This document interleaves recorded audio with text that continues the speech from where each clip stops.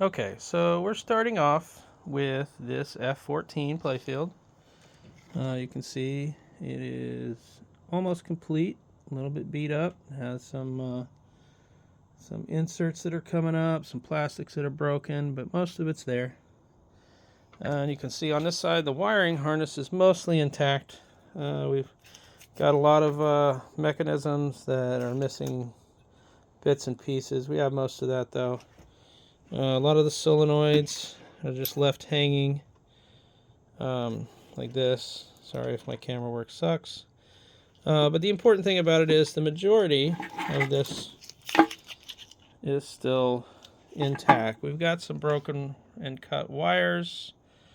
So in order to start a project like this, if we're going to connect it, regardless of what controller we'll end up connecting it to, we need to basically pick a spot and start. Pick a mech, or not a mechanism, a subsystem to start.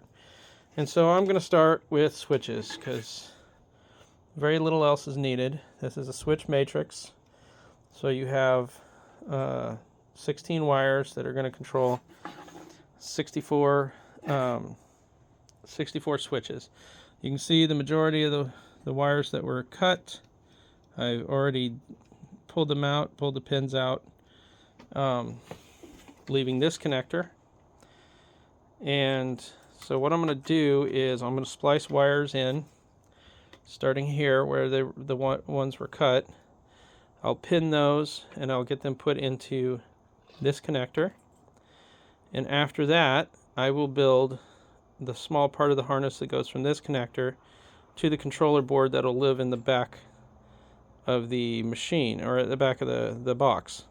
Now, that is not the only way you could do this. Of course, if you were willing to do something like mount a Cobra pin back here on this or in the bottom of the cabinet, you could dispense with the secondary harness.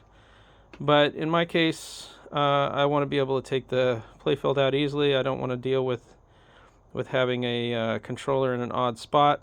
The back box is perfect for that. So we're going to go ahead and fix this harness. I'm going to splice those wires in, repin this harness. It really doesn't matter where the pins go because we're not splicing it, or we're not connecting to an original harness.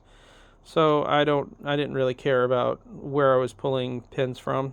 I will fix those as I go along. And then the next thing I need to do, unfortunately, I don't have the same colored wires, or enough of them of the same colored wires.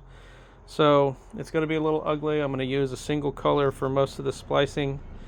But then the color coding will start again on the other end of this connector. And you'll see what I mean when I get to that part.